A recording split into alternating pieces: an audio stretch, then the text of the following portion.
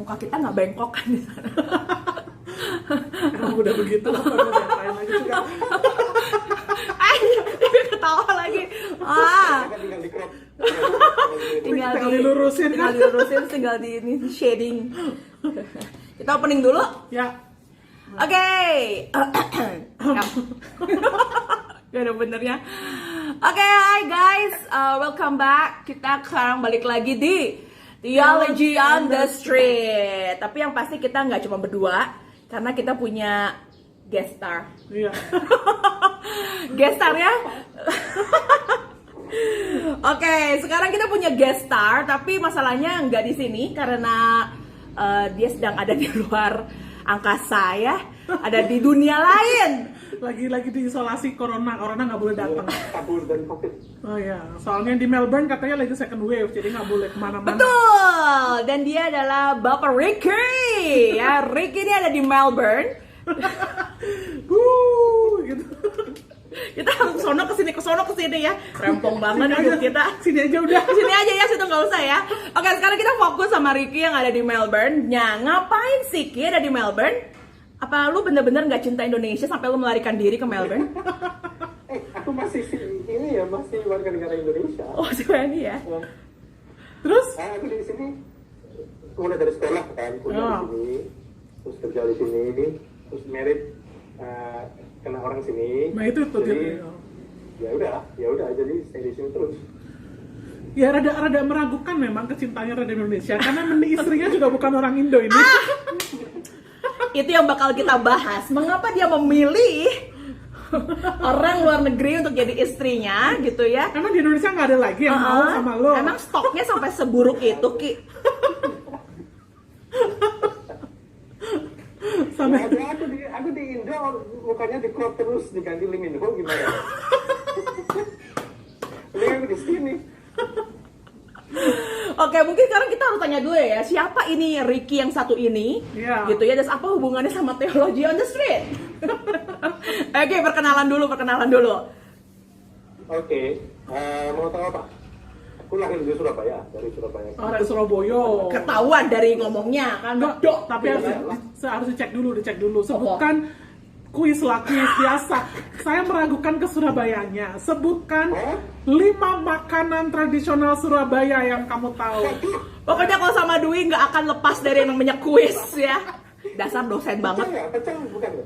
Ya boleh lah pecel lah. Pecel. Terus. Pecel boleh. Yang paling favorit lu di Surabaya? Hah? Apa Ki? Semanggi ya boleh. Ada lu nih nggak tahu dia. Tahu telur ya? Tahu telur ya Malang Surabaya lah ya. Oke lah. Oke deh. Ini apa lontong balap? Lontong balap bener. Satu lagi ayo. Tahu campur. Oh ya tahu campur. Ada lulus sebagai orang Surabaya. Yes, you're still Indonesian. Congratulations. Oke, kita end sekarang videonya. Udah, cuma itu aja. Cuma membuktikan Kesurabayaannya dan jadi kita mau ngapain kalau cuma Sekarang gitu? kita mau ngebahas pernikahannya Ricky, kita bongkar habis-habisan. Oke, sekarang tapi ini kita harus dia itu dulu apa nih ngapain di Australia terus apa hubungannya sama teologi? Emang situ teologian ya? Hah? Situ teolog sasar dia. Teolog. Kan katanya siapa? Katanya Asis Pro kan, everyone is a theologian. Oh gitu. Semua orang adalah teolog. Iya. Tapi sekarang kita temanya tuh My Marriage, My Theology gitu. Oke, jadi ini kita hari ini temanya adalah My Marriage and My Theology. Jadi apa hubungannya sama Bapak Ricky yang satu ini ya? Apakah dia pernah meragukan pernikahannya karena teologinya? Enggak, soalnya kan gini, biasanya kalau kita dengar nasihat-nasihat pernikahan tuh dari orang yang sudah berubah ya, the old people gitu Si kan. Ricky udah berubah belum sih? Disemir ya kayaknya. Biasanya kan gitu. Kalau ini dari young. Sekarang dari young people, ya. even younger than us ya. Soalnya enggak, biasanya anak-anak muda tuh ya mau didengerin nasihat-nasihat orang tua tuh nggak nyambung katanya, Pau. Beda zaman. Oke. Gitu nggak nyambung, nggak ngerti. Kan ada tuh yang nanya ke kita, disuruh bikin disuruh bikin. Iya Ki, itu dasarnya gara ini nih, maksudnya soal ciong-ciong gitu loh. Ngerti gak sih soal siohnya ciong? Ya tahu. Iya. Coba jelasin deh untuk pendengar yang belum tahu gitu. Iya gitu. Jadi maksudnya gini. Jadi banyak sekarang anak-anak tuh karena global lah ya, dunia menjadi global ya. Untuk mau menikah antar budaya itu menjadi satu tren tersendiri nih. Begitu. Jadi teman-temanku nih ya, teman-temanku yang Muslim tuh lagi mau mencari pria-pria yang Arab-Arab yang berjenggot-jenggot gitu, yang tinggi, yang cakep, hidungnya mancung kan gitu ya. Kan ada fantasi tersendiri gitu ya, menikah dengan orang luar negeri. Nah, menikah dengan Lee Min Ho ini mimpi. Enggak, kalau gue mau menikah seperti orang-orang seperti Paulus, Tuhan Yesus, rambutnya panjang, brewokan gitu. Kan gue Kristen banget ceritanya gitu ya. Berat. Begitu. Terus yang cewek-cewek nih Ki, cewek-cewek tuh lagi suka sekarang tuh ke online dating gitu kan, terus mencari pria-pria bule gitu. Banyak yang kena scam, banyak banget yang kena scam. Iya, jadi cari-cari yang pria-pria bule begitu. Terus dulu tuh yang viral ya di kita ya. Which one? Yang orang Bali menikah dengan bule. Oh, terus iya. orang ini menikah dengan bule gitu kan. Kayaknya kalau nikah sama beda culture tuh kayak naikin harga diri, naikin Pansos. apa pansos? Panjat sosial. Aukarin banget sih itu tuh. Pansos, panjat sosial. Iya. Nah, apakah itu terjadi juga Ki sama lo? Lu liat Mary apa tuh Mary Down nih? Roll, Mary roll. Ayo Ki, cerita coba Ki. Pertanyaannya apa nih? Gitu. Enggak, pertanyaannya sekarang.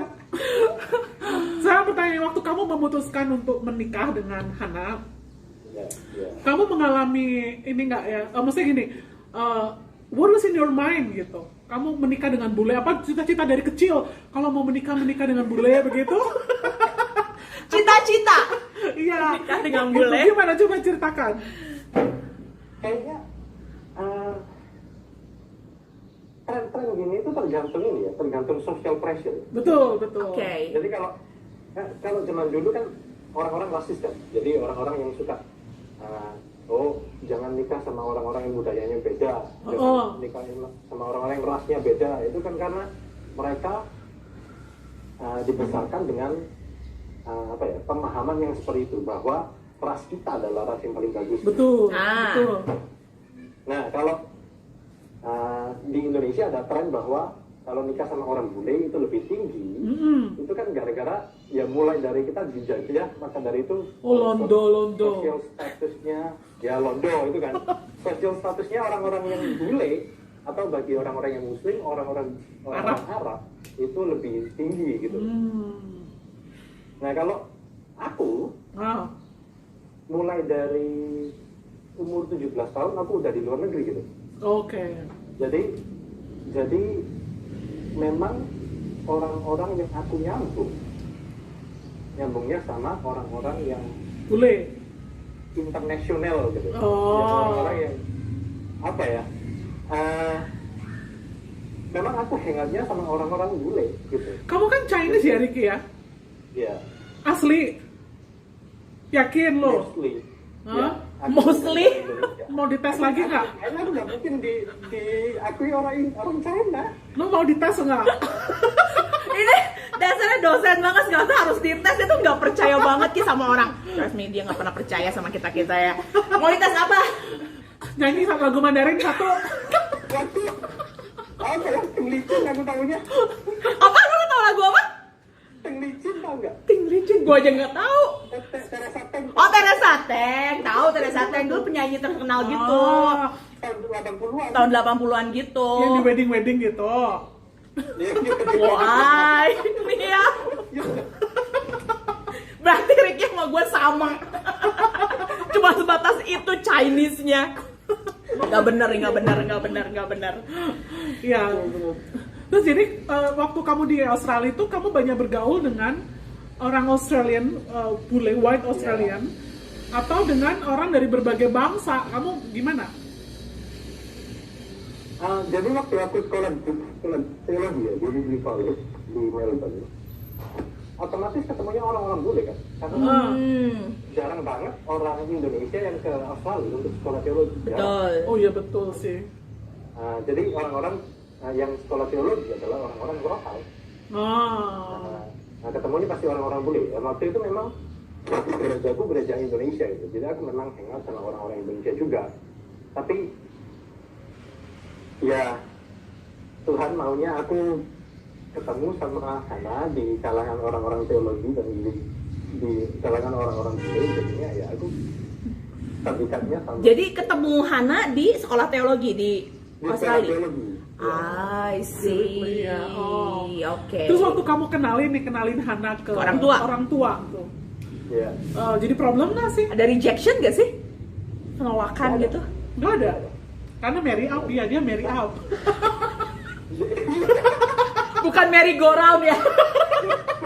Itu mungkin juga loh, tapi mungkin Bener ya? karena aku married sama orang bule mungkin ya, mungkin. Kalau aku boleh nebak-nebak, misal aku married sama orang Afrika. Ya Amerika orang. gitu, mungkin. Itu mah kejauhan budayanya kayaknya. Iya bener ya. Mungkin ada keberatan, mungkin Iya, ya. Nggak tahu juga. Tapi mungkin bisa nggak sih? Apa lu anak paling kecil, anak paling gede, or the only son? Paling gede. Oh paling gede. Sebenarnya sih ini ya, jadinya harusnya jadi contoh buat adik-adik kayak begitu kan. Biasanya kayak begitu kan di Chinese kan, anak cowok paling gede gitu kan.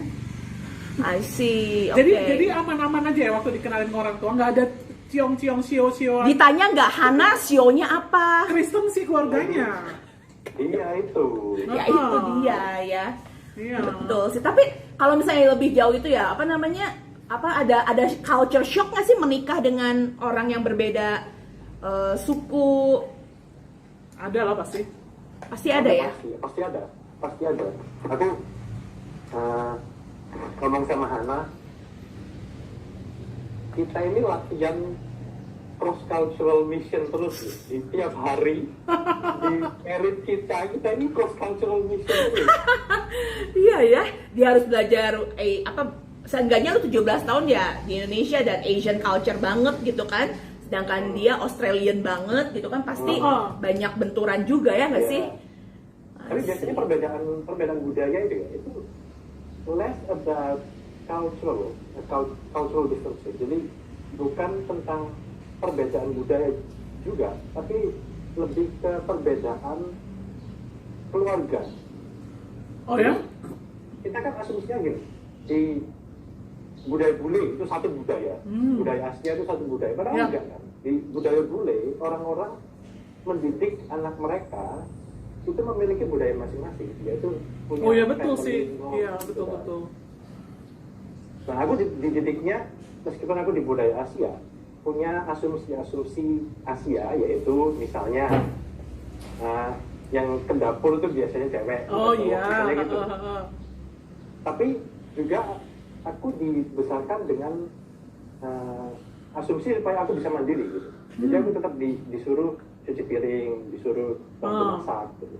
Meskipun ada role assumption, ada asumsi peran, tapi aku juga diajari untuk berpartisipasi di dalam misal masak atau bersih. Sedangkan Hana, meskipun dia dibesarkan di budaya barat yang egalitarian kan, yang setara antara wanita dengan pria, tapi keluarganya itu keluarga yang konservatif. Jadi lebih juga ada peran-peran itu juga ada. Jadi cewek lebih ke masak, cowok itu lebih ke benah-benahin gitu.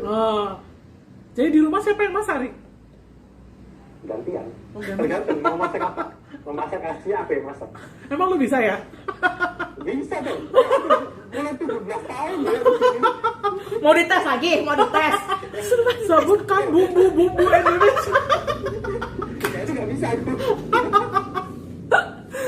Tapi ya Ki, aku mau nanya loh, maksudnya kalau menurut menurut you secara pribadi gitu ya soal bener, lo percaya nggak sih soal ciong? Misalnya ciong itu bertentangan kalau misalnya kuda nggak boleh kawin sama macan gitu ya, atau kambing itu nggak Bisa ya? bukan sionya. Kalau sio kambing nggak boleh itu sama itu kan, itu kita budaya Chinese-nya kan sangat kuat kalau ngebahas seperti itu. Nah menurut Ricky, seorang theologian juga seorang yang percaya, bagaimana kita menyikapi hal-hal seperti itu?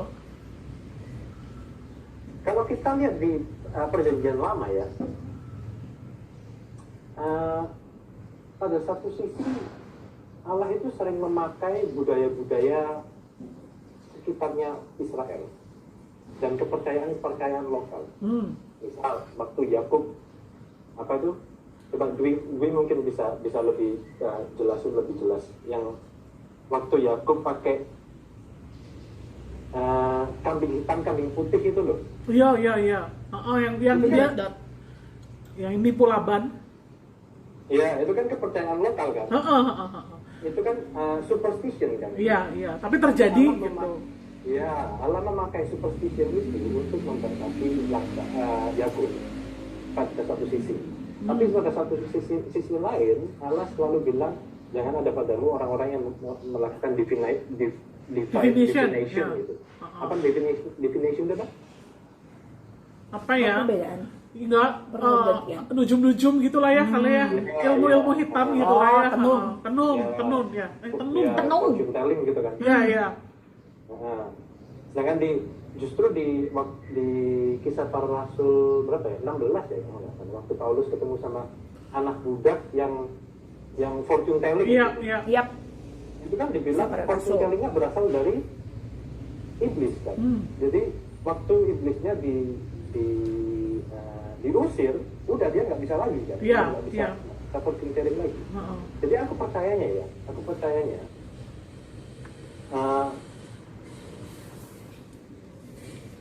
Allah bisa menggunakan kepercayaan lokal untuk memberkati kita.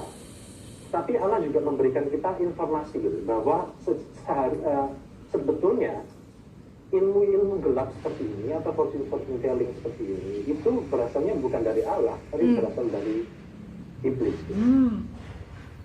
Jadi kalau aku dan keluargaku juga nggak percaya. Nggak percaya. Mungkin kadang-kadang ada begini juga ya, si faktor sosial politik ekonomi di zaman itu. Kalau misalnya gini, orang lahir di tahun apa sih yang Aku 79, tahun ini 70. ini tahun apa? ini Sio apa ini sekarang? babi bukan sih gua. Hakim apa ya? Babi ya. Enggak, maksudnya kan dia lahir dan grow up di dalam situasi yang new normal ini kan. Itu pasti kan punya karakteristik yang berbeda dengan orang yang lahir mungkin tahun depan yang situasinya jauh lebih settle. Maksudnya bertumbuhnya, betul kan? Ya, betul. Jadi bukan soal sionya, tapi apa yang terjadi di tahun Iya, di masa jadi dia lahir gitu kan. Aku rasa sangat kompleks ya. Seorang tuh dipengaruhi oleh bermacam-macam hal. Tetapi ada orang-orang yang memang itu ya, orang-orang yang percaya begitu-begitu itu kemudian memformulakan seakan-akan itu berkaitan dengan ya sionya lah. Kalau di Jawa itu apa sih namanya itu ya? Ya Apa pokoknya tuh? Hari Legi, iya gitu Kliwon. lah ya, apalah ya pokoknya. Tuh kok tahu sih Pak? Iya Gua pokoknya. lahirnya di Jumat Kliwon soalnya.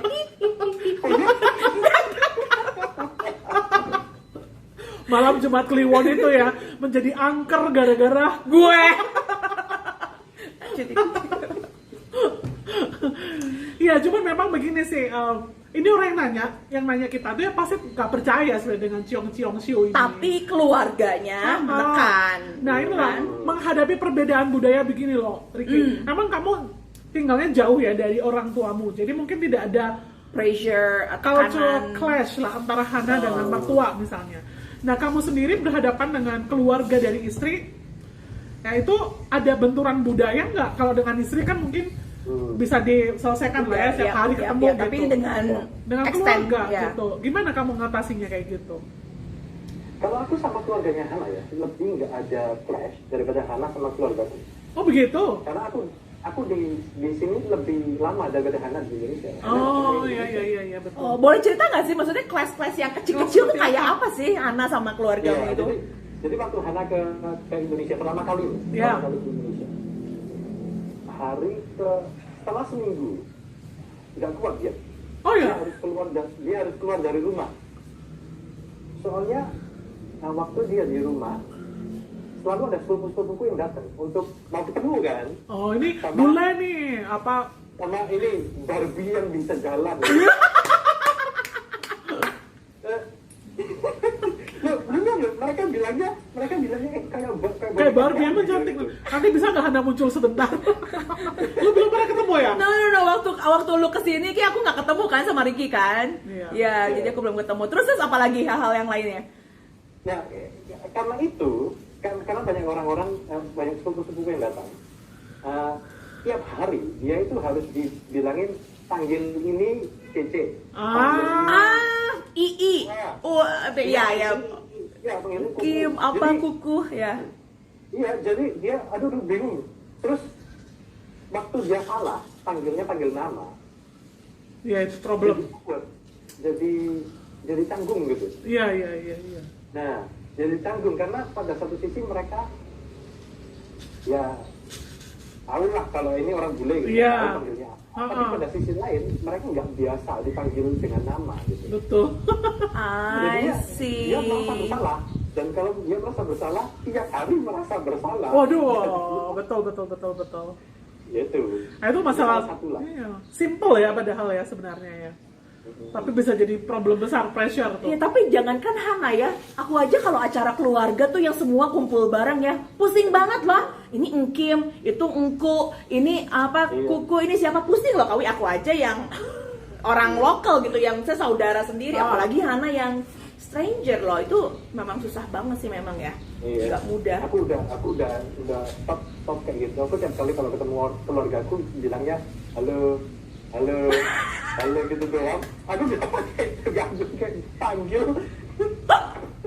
Lalu ya, kamu kan pendeta ya sekarang udah diordain belum sih Ricky?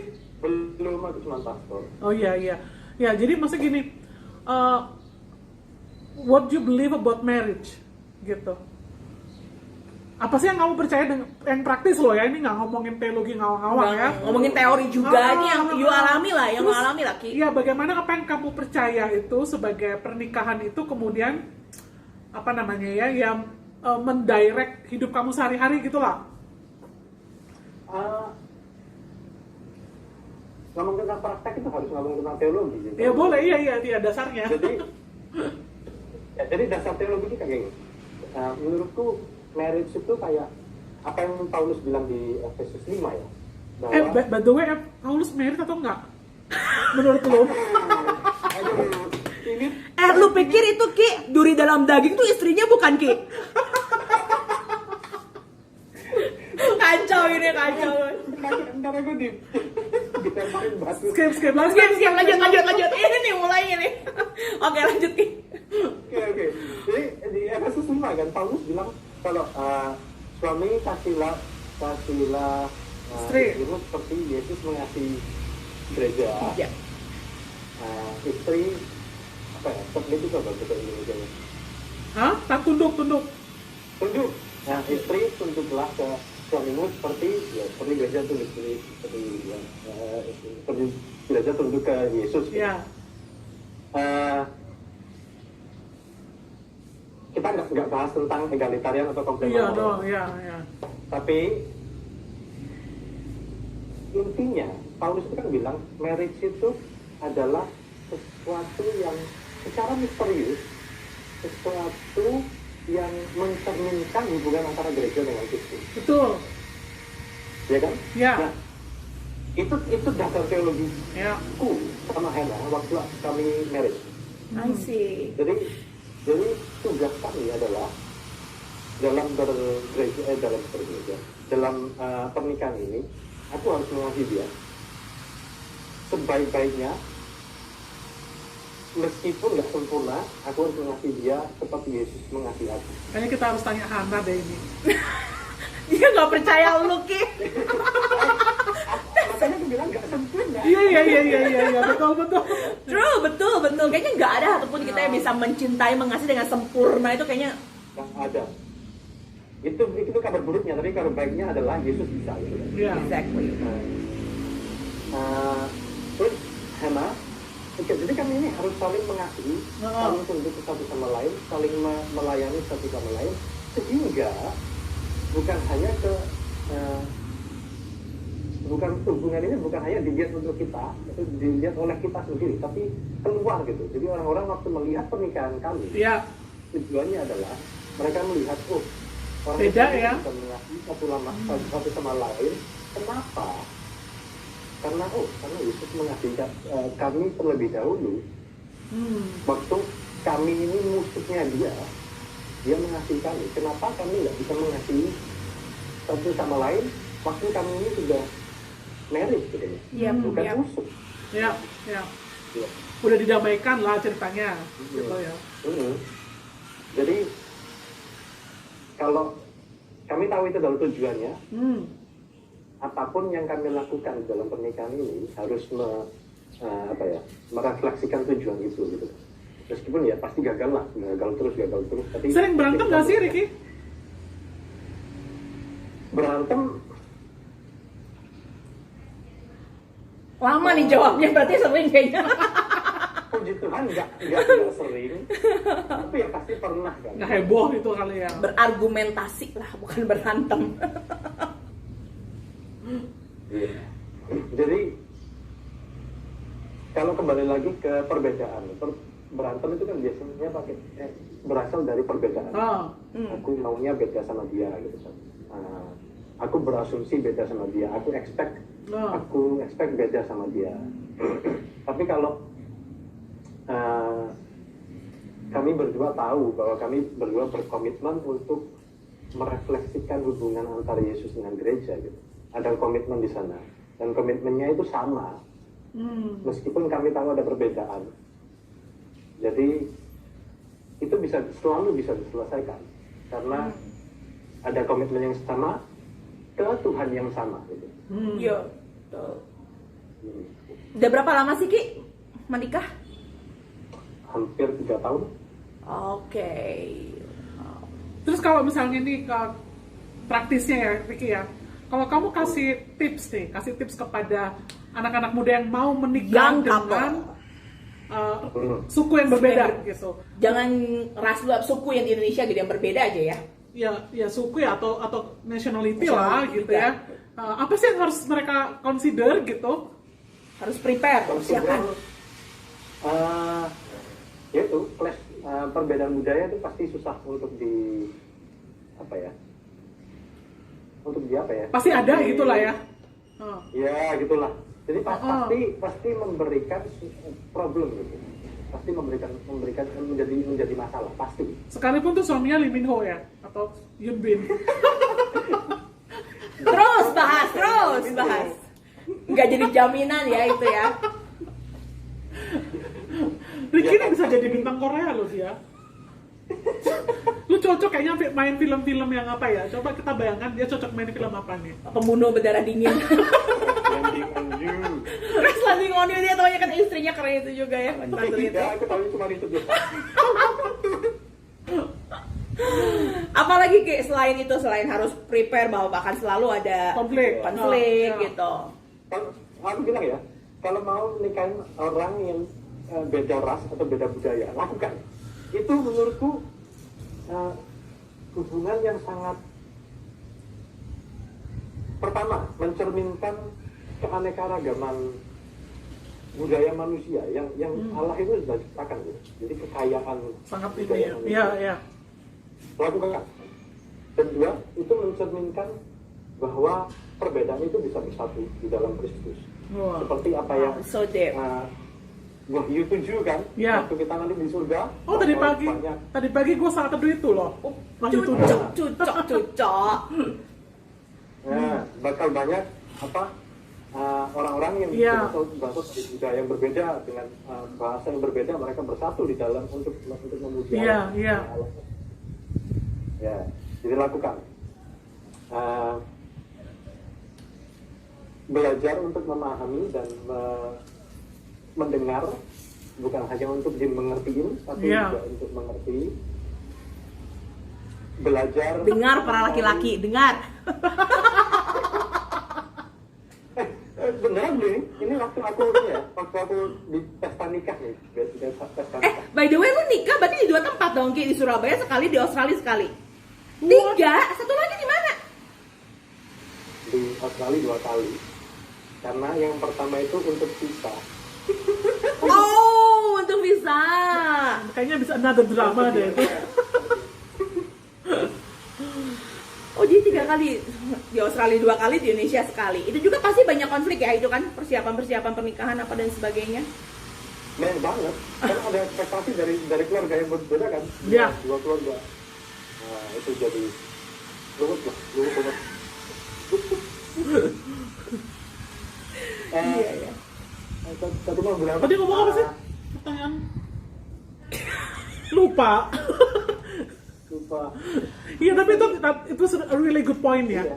Jadi pernikahan itu kayak celebrating, pertama ya, merayakan God's love, forgiveness gitu-gitu ya. Lalu juga celebrating God's diversity, yang kasih Tuhan kepada seluruh bangsa yang berbeda gitu kan. Iya. Jadi perbedaan tuh untuk di-celebrate lah, dan mencerminkan tadi di masa yang akan datang kalau semua bangsa itu akan datang kepada Kristus begitu kan ya. Itu poinnya Ricky, belajar memahami. Oh, belajar dan memahami. dipahami. Nah, ya, ini belajar memahami. iya. Itu. Jadi aku waktu di pesta nikah nih, aku kan ngundang teman-teman kan. Ada satu teman yang datang, dia udah nikah beberapa tahun. Terus dia bilang, aku kasih satu tip ya, satu tip aja.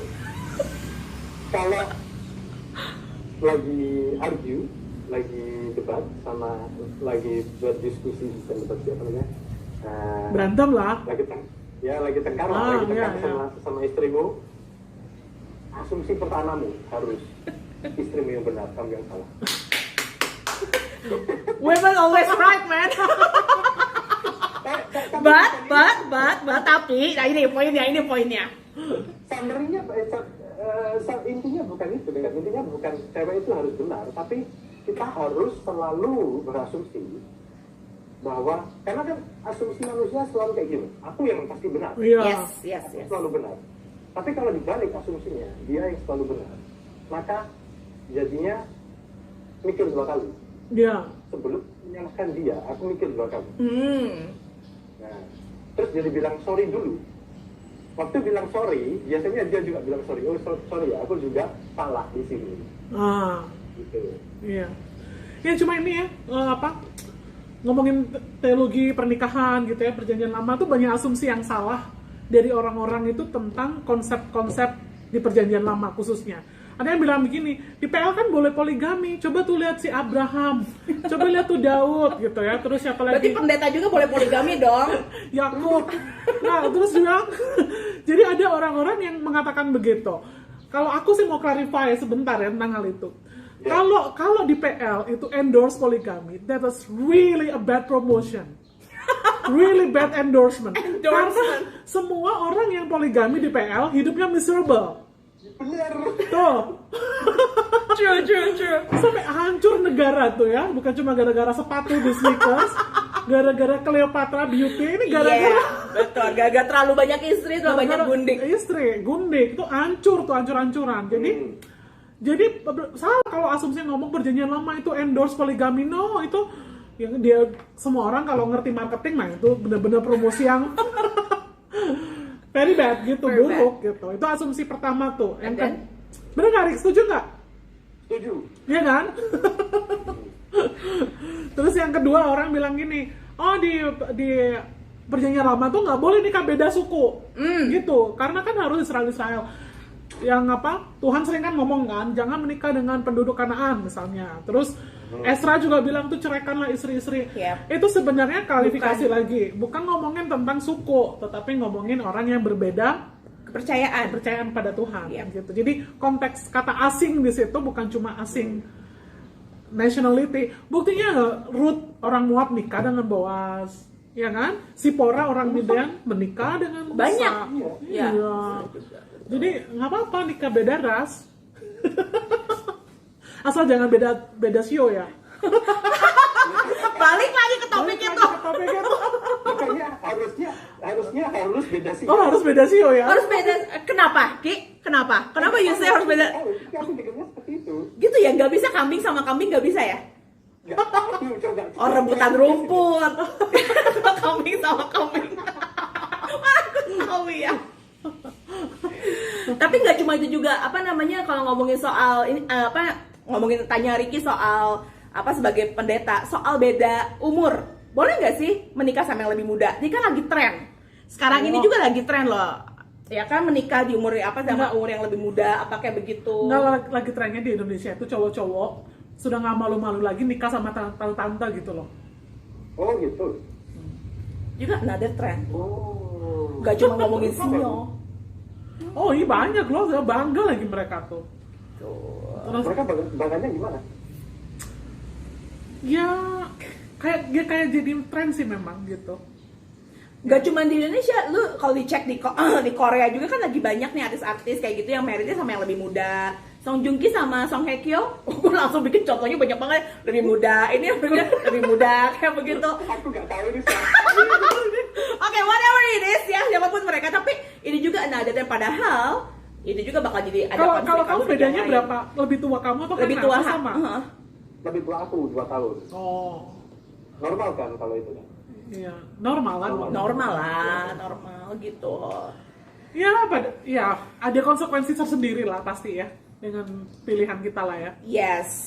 Iya. Dan nggak ada yang perfect sih ya, nggak ada yang sempurna ya nggak sih, pernikahan apa dan sebagainya. Tapi yang betul tadi yang Ricky bilang, untungnya kita punya Tuhan tuh yang sempurna. Ya. Tuhan yang punya kasihnya tuh benar-benar bisa cover kita semuanya tuh yang nggak sempurna. That's the good point. Hana mana Rick, boleh muncul sebentar nggak? Barbie. Dia kayaknya nggak siap deh. Oh ya udah nggak usah.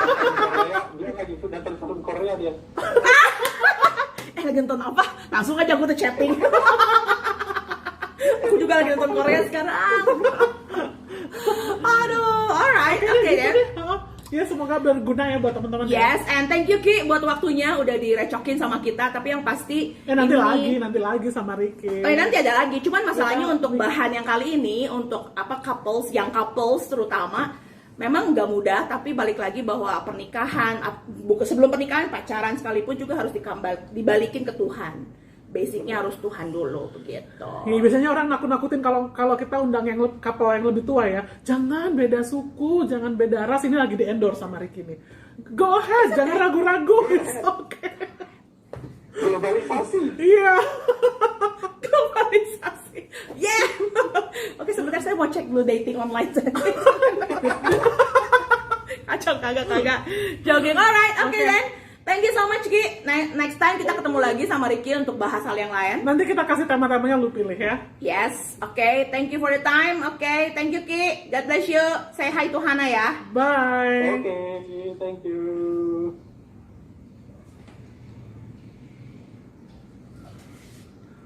Save dulu. Lagi tuh. Oke. Dan kita ya? balik lagi nanti. Oke dong, oke. Nanti kita balik lagi ya di Theology on the Street lainnya. Oh iya ya, masih ada ini ya. Iya, gimana sih? Ada.